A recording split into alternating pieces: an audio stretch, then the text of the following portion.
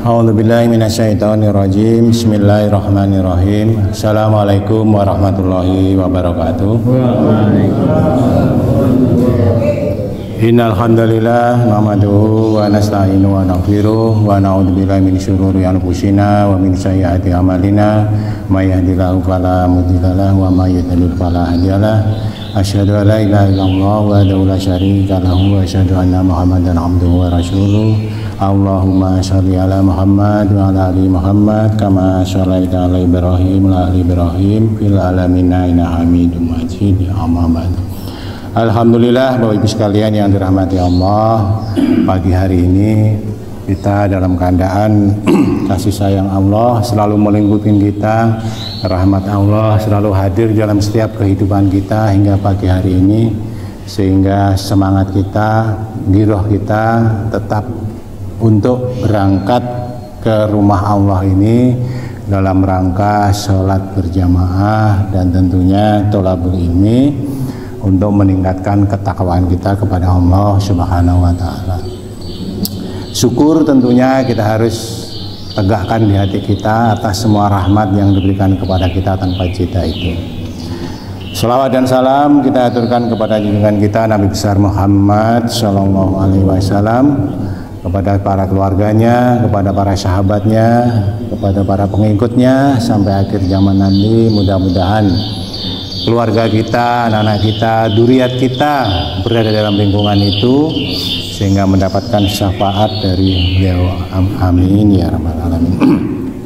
Bapak Ibu sekalian, saya melanjutkan sharing saya mengenai apa yang seharusnya kita lakukan, apa yang selayaknya dan sewajarnya bahkan menjadi wajib kita lakukan setelah kita mengetahui, memahami hakikat dari Asmaul Husna Ya Rahman Ya Rahim. Kemarin sudah kita sampaikan bahwa yang pertama adalah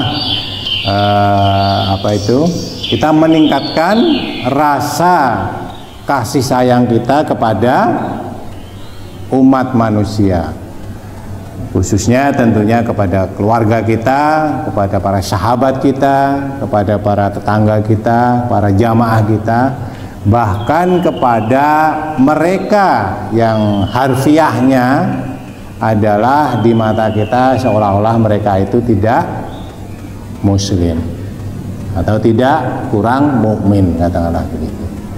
Kita tetap wajib memberikan rasa kasih sayang sesuai dengan porsinya, ya. Sesuai dengan porsinya itu artinya dalam urusan dunia. Kalau sudah dengan urusan agama, urusan akhirat, ya apa itu dalam surat Al-Kafirun, bagimu agamamu dan bagiku agamaku. Sudah tidak ada kompromi kalau sudah urusan itu. Tapi kalau urusan dunia, kasih sayang kita tetap wajib memberikannya apabila kita mampu. Begitu juga kepada binatang ternak. Kemarin kita sampaikan banyak contoh bahwa dengan kasih sayang mereka Allah memberikan hidayah, Allah memberikan ampunan kepada orang yang secara harfiah di mata kita adalah orang jahat, mungkin orang kafir, mungkin orang ateis, tetapi Allah bisa memberikan hidayahnya karena itu ada prerogatif. Hanya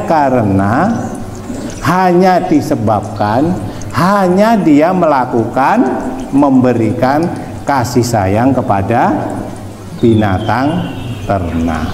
Dan Rasulullah banyak memberikan contoh-contohnya bagaimana kita memperlakukan binatang ternak, terutama yang berada di sekitar kita. Yang umum yang sering kita dengar adalah dengan kucing. Ini bahkan yang kontroversi dengan anjing, ya kan? Dengan binatang kurban, ya kan? Kemudian dengan binatang peliharaan seperti misalnya ayam, kan begitu. Kan dalam kisah sahabat itu kan, ketika seorang sahabat mau mengambil dalil hadis gitu kan ya, datang kepada seorang syekh, kemudian dia memanggil binatang ternaknya, kur kur kur kur kur, ternyata nggak jadi dikasih makan, itu dianggap adab yang tidak bagus. Jadi kita kan sering kur kur kur kur, cuma dihapusi gitu, ayamnya lari-lari sampai situ nggak dapat makan. Begitu juga misalnya kita mengajak empu supaya keluar rumah gitu kan ya, dipanggil-panggil di luar rumah, dikira empusnya dikasih makan kan, dari dalam lari sampai luar rumah, ternyata nggak dikasih makan. Ternyata itu adab yang kurang bagus. Ya kalau manggil meskipun sauprit ya dikasihkan lah gitu kan ya.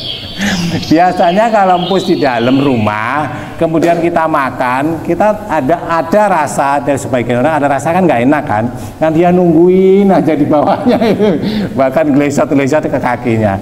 Kita sering manggil supaya keluar, ya dikasih pot tulangnya juga nggak apa-apa kan gitu.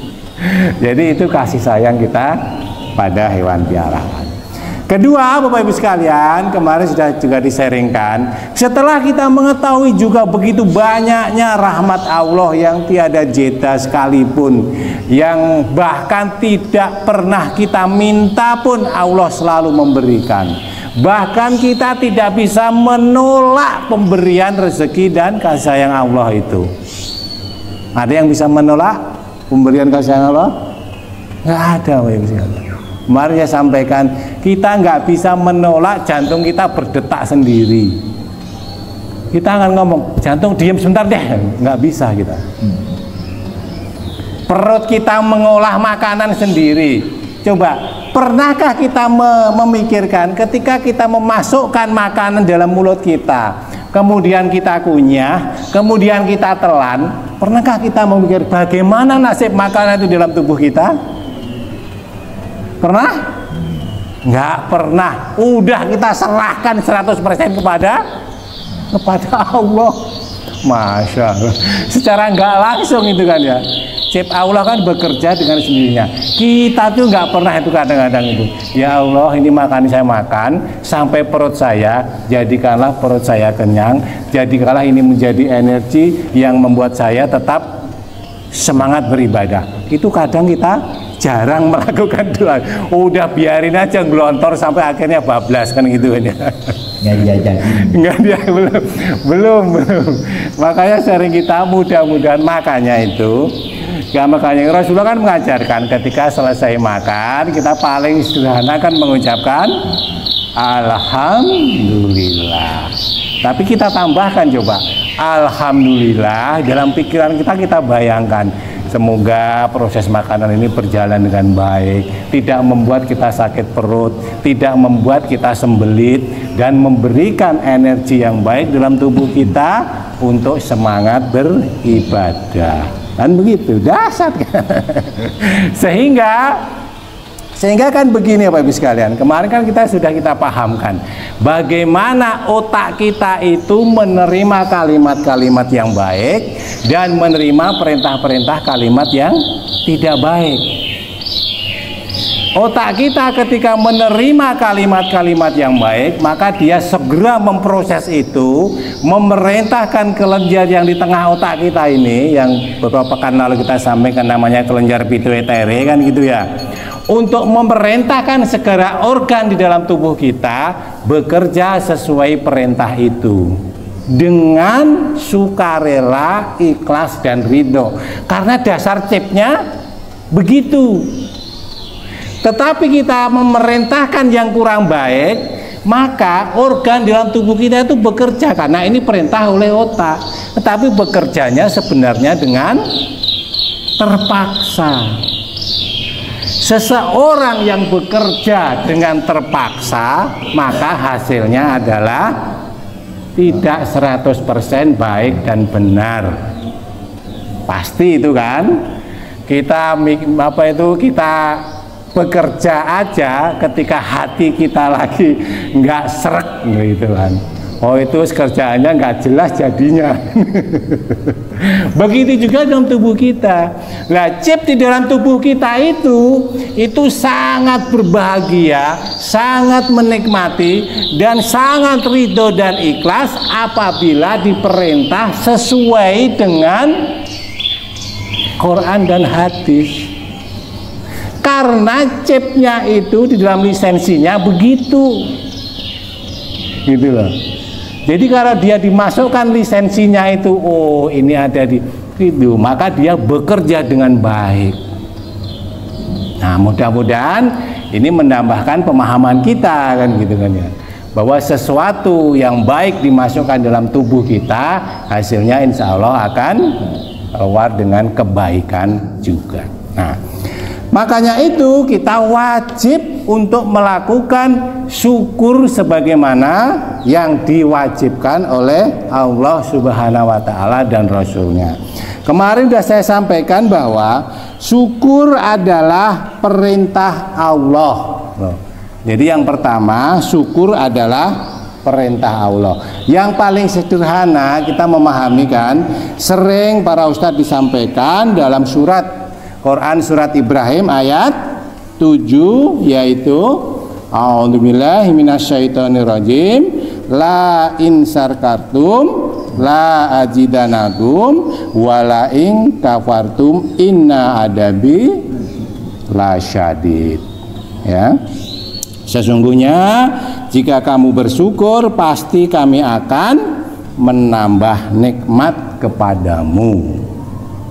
Ini perintah yang jelas, ya, perintah yang jelas.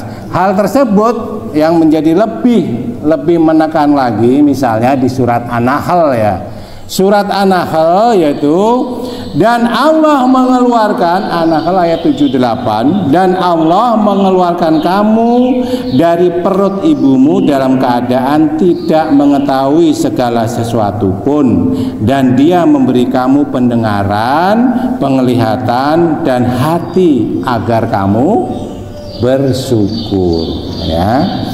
La alaikum tashkurun. Jadi lakum tashkurun. Jadi kita diwajibkan, ternyata bersyukur itu diwajibkan. Banyak ayat-ayat yang diperintahkan oleh Allah dengan bunyi la alakum tashkurun. Nanti Bapak Ibu bisa dilihat ya, mengenai tentang kewajiban bersyukur itu ternyata banyak. Artinya apa? Dari sini memang syukur itu sudah Allah perintahkan. Berarti kalau kita tidak bersyukur atas nikmatnya, maka tunggulah, kan gitu kan jawaban Allah. Maka tunggulah apa itu? Azabku yang sebenarnya sangat pedih, ya. Hal tersebut banyak diungkapkan, diantaranya di Al-Baqarah ayat 152, juga 172, juga An-Anfal ya, An-Anfal ayat 26 diantaranya, dan diberikannya kamu rezeki dari yang baik-baik agar kamu bersyukur, ya. Warazakum minatoyibati la'alakum tashkurun. Balik lagi ke sini.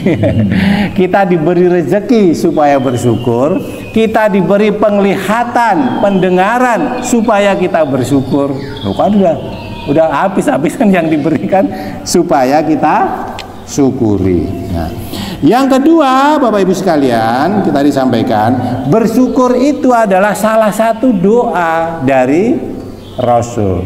Ini dikisahkan di dalam surat Ibrahim ayat 37 oleh Nabi Ibrahim, gitu kan ya. Jadi Nabi Ibrahim berdoa kepada Allah agar keluarga yang ditinggalkan, yaitu Ismail dan ibunya, gitu kan ya, ibunya Siti Hajar, ibunya di padang pasir yang tandus di dekat Baitullah, yang belum ada apa-apanya, tumbuhan belum ada, air belum ada, jam-jam belum muncul saat itu kan.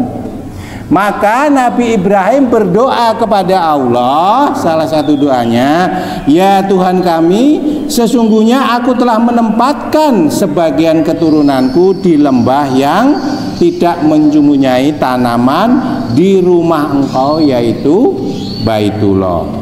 Ya Allah, ya Tuhan kami, yang demikian itu agar mereka mendirikan sholat. Maka jadikanlah hati manusia cenderung kepada mereka dan beri rezeki kepada mereka berupa buah-buahan. Mudah-mudahan mereka bersyukur. Kalimat terakhirnya kembali, la'allakum yaskurun. Ini bukan taskurun, yaskurun. Nah, ini Rasul Nabi kita, Nabi Ibrahim, Rasul Nabi Ibrahim juga berdoa. Berarti di sini apa? Berarti di sini kita bisa dalam tanda kutip mengikuti apa yang disampaikan oleh Rasul kita ini, Nabi Ibrahim ini, kepada putra putri kita, kepada keluarga kita. Ini putra putri kita lagi berangkat kuliah keluar kota, nah kan gitu kan? Maka boleh kita berdoa salah satunya ini, ya Allah, putra putri saya namanya AB sedang berangkat kuliah menuntut ilmu di kota sana yang jauh dari kami misalnya. Maka doanya, ya Allah, tetapkanlah hati mereka untuk tetap mendirikan sholat. Nomor satu, ya, doa kita nomor satu adalah mendoakan tetap mendirikan sholat. Baru kemudian doa-doa berikutnya dan ditambah supaya mereka tetap bersyukur. Mantap banget ya ternyata ya, Masya Allah. Sehingga apa? Hati kita di rumah ini merasa nyaman. Karena apa? Karena ketika kita menitipkan yang hak kepada Allah, maka tidak ada satupun yang bisa membantahnya. Artinya Allah kan maha menerima titipan dan menjaga titipan itu, ya enggak? Maka ketika biasanya kalau saya berangkat mengantar jamaah ke umroh itu ya, kan itu kan berarti 9 hari. Atau Pak Haji berangkat haji gitu kan. Maka keluarga yang di rumah itu kan kita titipkan kepada Allah. Ya enggak? Itu salah satu doanya. Jadi bukan kita saja yang berdoa untuk diri sendiri. Kan keluarga kita di rumah itu kita titipkan kepada Allah. Termasuk harta benda yang di rumah itu kita titipkan kepada Allah. Sehingga dengan begitu, mohon maaf, ketika kita berangkat dengan nyaman, pulang dengan nyaman. Misalnya qadarullah gitu ya. Misalnya qadarullah, ketika kita pulang ternyata keluarga di rumah ada musibah, ya kita sudah bertawakal Allah, karena sudah kita titipkan. Ada yang terjadi Pak Ibu sekalian, jamaah umroh saya itu kalau kemarin itu ya, mohon maaf, teman jamaah hajinya istri saya itu bercerita, ketika dia berangkat manasik haji, ya kan, kemudian maka yang pemberi penceramah menyampaikan rasa keikhlasan dan lain sebagainya, menitipkan segala sesuatu yang kita tinggalkan itu kepada Allah dan meminta rezeki yang diberikan adalah thayyibah gitu kan ya. Pulang dari manasik apa yang terjadi Bapak itu? Ujian bagi dia, rumahnya itu terbakar habis Pak. Padahal ini kurang 2 minggu berangkat haji. Coba bagaimana ini? Kan berat banget ujian bagi dia ini. Tapi mungkin karena ya qadarullah, karena dia tadi udah mendapatkan itu, bahwa yang akan ditinggalkan dititipkan kepada itu yang terbaik, dan dia meminta rezeki yang terbaik ketika siap berangkat ke Baitullah untuk menunaikan ibadah haji, segala sesuatunya akan menjadi biasa pada beberapa berikutnya. Mungkin pada saat dia datang, Allahu Akbar, rumahnya terbakar gitu kan ya, sok lah, itu pasti, itu manusiawi. Tapi karena keimanan tadi, ya biasa akhirnya. Mungkin ini adalah jalan yang terbaik yang diberikan Allah kepada jamaah tadi. Dan alhamdulillah ya udah berangkat haji, pulang haji nggak berapa lama gitu ya, rumahnya udah berdiri lagi itu. Masya Allah, ujian yang dahsyat itu.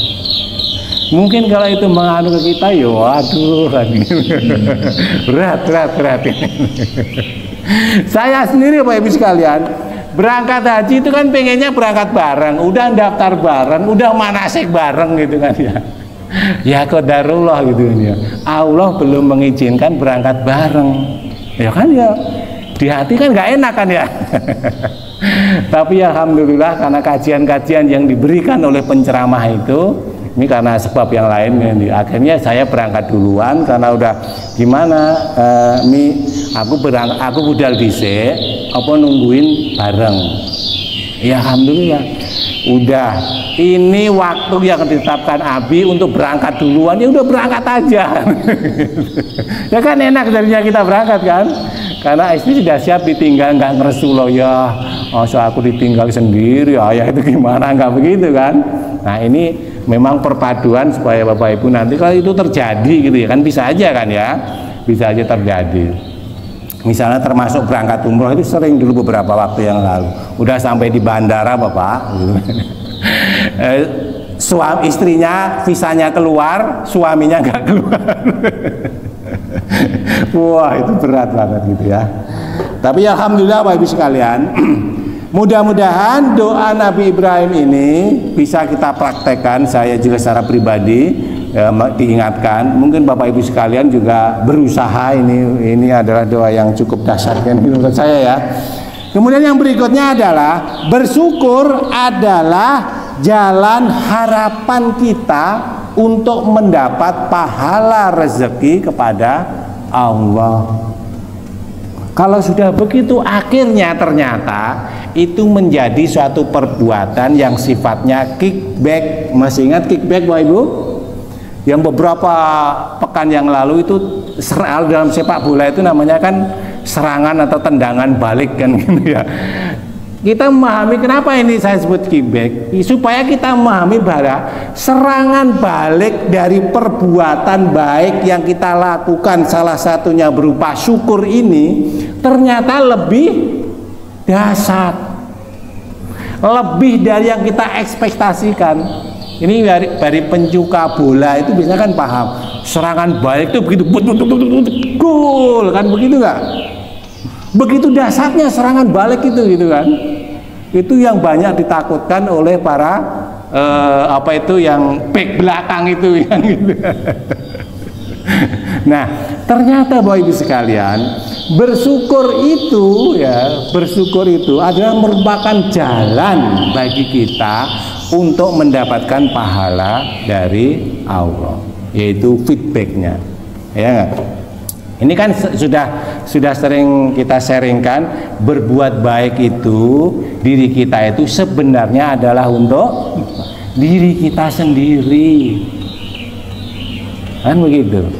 Untuk orang lain itu cepretan. Kita berbuat baik, senyum, silaturahmi kepada Pak Haji Latif, kepada Pak Haji Tata, kepada Pak Ustadz, kemudian para jamaah. Yang di kita silaturahminya kan seneng kan? Tetapi kita silaturahmi itu ternyata itu kan feedbacknya lebih gede. Karena apa? Kita mendapatkan apa? Insya Allah umur yang panjang dalam tanda kutip ya. Kemudian mendapatkan tambahan rezeki lo. Cuma datang, istilahnya sederhananya yang kecilnya, cuma datang bawa buah mangga setengah kilo, berapa itu ya, setengah kilo ya, 30.000 lah misalnya gitu. Kepada Pak Haji Latif. Pak Haji Latif kan senang kan didatangin kan, silaturahmi dalam waktu tertentu, tentunya sesuai dengan jadwal bertamu. Pak Haji Latif senang. Terus kemudian mendoakan kita semoga barakah dan sebagainya, banyak lah kan gitu kan. Kan banyak kita peroleh, hanya modal 30.000 misalnya begitu. Masya Allah kan gitu, rezekinya banyak. Nah Bapak Ibu sekalian, dalam surat Ali Imran ayat 145 di akhir surat tersebut disebutkan, yaitu wasanazzi syakirin. Dan kami akan memberi balasan kepada orang-orang yang syakirin, kepada orang-orang yang selalu bersyukur. Loh, ini sudah janji pasti wis, kalau kita bersyukur ternyata langsung mendapatkan loh. Ya enggak? Udah jelas banget. Kembali lagi kepada kita akhirnya kan ya. Kalau dalam surat Ibrahim ayat 7 tadi di awal sering kita sebutkan ya kan, la in syakartum la idana. Itu kan waduh masya Allah, kan dekat sekali ya. Dan yang banyak juga kita sering ya di dalam surat Al-Qamar itu surat Al-Qamar itu kan kisah tentang Nabi. Surat salah satunya dalam ayat 33 itu kisah tentang Nabi Lut dan anak-anaknya yang selalu bersyukur, sehingga ketika malaikat azab datang untuk menghancurkan kaum Nabi Lut, maka hanya Nabi Lut dan anak-anaknya yang bersyukur yang lepas dari azab. Ketika beliau para utusan ini datang ke Nabi Ibrahim, kemudian ya Nabi Ibrahim, salah satunya tugas saya kesini itu adalah akan menghukum kaum Nabi Lut. Nah, Nabi Lut ini kan ponakannya Nabi Ibrahim. Maka kemudian dia bertanya, ya para utusan, di sana itu ada seorang yang beriman, maksudnya itu Nabi Lut. Mbok ya ditunda dulu gitu. Kemudian Nabi malaikat Tuhan menyampaikan, ya Ibrahim sudahlah, nggak usah berdebat kan gitu. Ini saya menjalankan tugas dari Rabbmu, kamu itu gimana sih? Kan gitu kan ya. Nah, kemudian mereka berangkat ke kaum Nabi Lut, dan itu pun sudah diberitahu Nabi Lut akhirnya kan, sehingga hanya inilah yang selamat dari Nabi Lut. Nabi selamat dari apa itu? Azab yang telah ditetapkan tadi. Siapa yang selamat? Mereka-mereka yang bersyukur. Masya Allah kan? Yang bersyukur kan? Mereka yang bersyukur itu akhirnya menjadi selamat, yaitu nikmatan min indina kadzalika najzinan sakar ya, bukan sakar. Jadi mereka yang bersyukur inilah yang akhirnya selamat. Jadi kita akan kembali kepada syukur, kembali lagi. Tapi bagaimana kita melaksanakan syukur itu sebenarnya? Ini kan lebih penting kan ya. Bagaimana kita cara melaksanakan bersyukur? 10 menit, 5 menit lagi ya. Nah, tentu saja Bapak Ibu sekalian, segala sesuatu perasaan dimulai dari, segala sesuatu tindakan dimulai dari hati dan niat. Segala tindakan akan memperoleh sesuatu balasan, memperoleh sesuatu amalan apabila niatnya ditetapkan dengan benar. Jadi apabila kita mau bersyukur, berarti hati kita harus meyakini pondasi bersyukur itu satu. Ini adalah perintah Allah. Ini adalah doa yang diberikan Nabi. Ini adalah saya melakukan ini sebenarnya untuk diriku sendiri, mengharap ridho dan pahala dari Allah.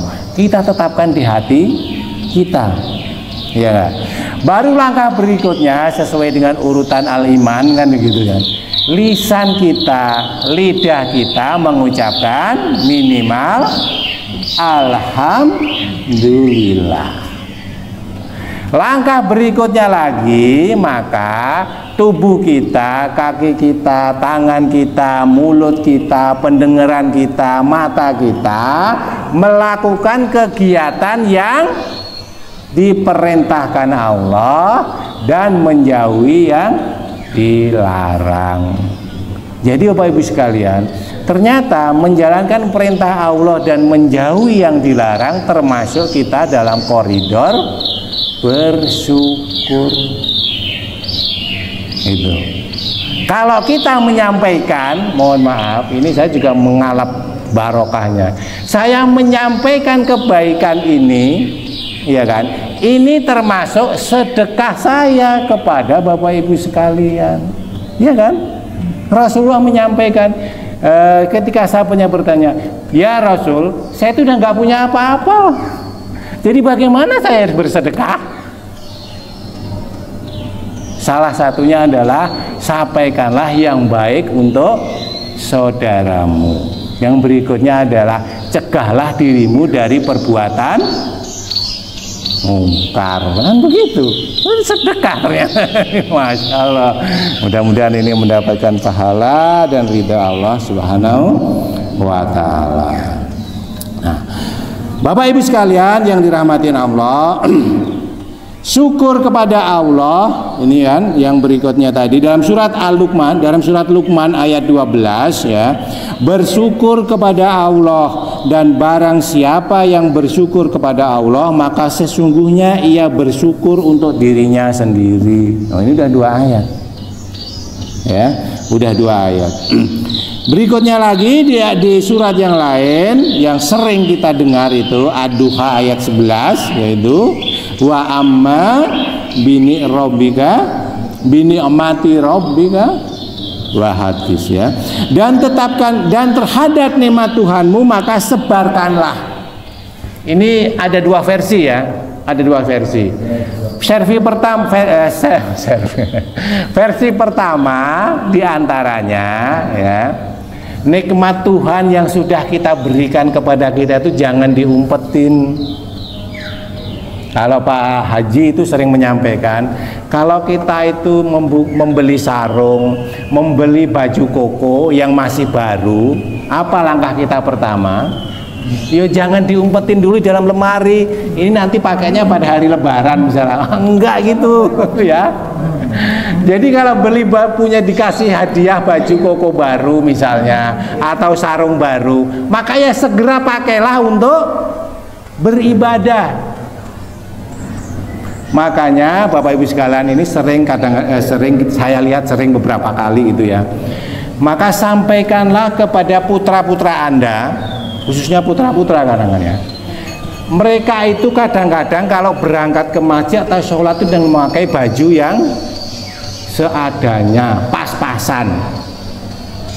Apalagi saat ini kan ada model celana pangsi ya bener ya. yang belakangnya itu kalau kita ruku atau sujud itu kan gelewoh gitu. Terus kita pakai kaos, pakai t-shirt, yang atas ketarik ke atas, yang bawah ketarik ke bawah. Maka mohon maaf, ujung dari apa itu? Dua kita itu kelihatan. Ya itu kan sudah tidak sah bisa-bisa kan gitu kan. Karena itu aurat kita terlihat oleh orang lain ketika kita sholat, ya enggak? Itu sering itu anak-anak muda yang bajunya seperti itu, hanya pakai kaos pendek atau t-shirt pendek, kemudian celana bawahnya itu kan pas-pasan sampai pinggang bawah, sehingga ketika sujud atau ketika ruku atau sujud itu kelihatan kan. Saya yang di belakang itu kadang-kadang nggak enak kan. Hanya bisa kalau selesai ya, kalau sholat itu mbok yau pakai baju dan celana yang benar, sehingga ujung belakang sama itu nggak terbuka, kelihatan itu. Bisa-bisa sholat jenengan itu nggak sah loh, kan gitu kan begitu. Ada beberapa itu. Kepada putra-putra kita yang berangkat ke masjid, jangan, mohon maaf sekali, jangan dibiasakan dipakai kaos. Pakaikanlah baju. Alhamdulillah kalau baju koko. Kan kadang-kadang kita sering, yang penting kan baru, iya kaosnya baru. Tapi kadang-kadang kaos itu kan jarang yang bawahnya itu bisa menutupin total auratnya kan. Ya. Jadi kita menjadi tugas kita bagi orang tua itu. Kalau ke masjid usahakanlah jangan pakai kaos, kecuali kaos deh oke. Kemudian pakai sarung. Nah biasanya kalau pakai sarung itu bebetannya itu mantep kan. Biasanya. Tapi kalau pakai kaos, pakai celana, lah itu berbahaya sebenarnya. Itu Bapak Ibu sekalian. Nah Nanti insya Allah pekan depan kita akan lanjutkan. Setelah kita bersyukur gitu ya, ternyata ada lanjutannya yang lebih dahsyat ya, yaitu diantaranya di dalam surat Az-Zumar ayat 53 di akhirnya yang sudah sangat sering kita dengar, yaitu la taqnatu mir rahmatillah, janganlah kamu berputus asa dari rahmat Allah ya. Yang justru yang sering juga kita dengar yaitu wala ta'i asumir, ya kan, wala ta'i asumir rauhillah, janganlah kalian berputus asa terhadap rahmat Allah. Pak Haji, emang ada orang yang berputus asa dari rahmat Allah? Ada Bapak Ibu? Ada. Salah satunya ini terjadi di Indonesia sekarang lagi meningkat. Di Indonesia Bapak Ibu sekalian, dari data statistik kalau nggak salah tahun lalu atau tahun ini, yang bunuh diri itu meningkat setiap tahun lalu, tahun belakangan nggak salah itu ya, itu sudah mencapai 1.200 lebih dalam satu tahun. Padahal biasanya, mohon maaf, sebelum-sebelumnya itu juga ada, tapi hanya berkisar 200 sampai 300. Nah ini kok tiba-tiba melonjak sampai 1.200. Wah, kan dahsyat itu. Jangan dibandingkan dengan di Jepang ya. Kalau di Jepang memang sudah banyak sekali orang bunuh diri karena di sana itu banyak orang yang tidak mengenal Islam. Bapak Ibu, kalau di Jepang itu orang bunuh diri sampai setahun itu rata-rata itu 12 sampai 14 ribu. Setahun berarti sehari berapa itu? Banyak orang bunuh diri, berputus asa dari rahmat Allah. Ya, kan kadang-kadang bisa jadi karena agama oleh banyak orang Jepang itu adalah kultur, budaya, dan itu banyak terjadi.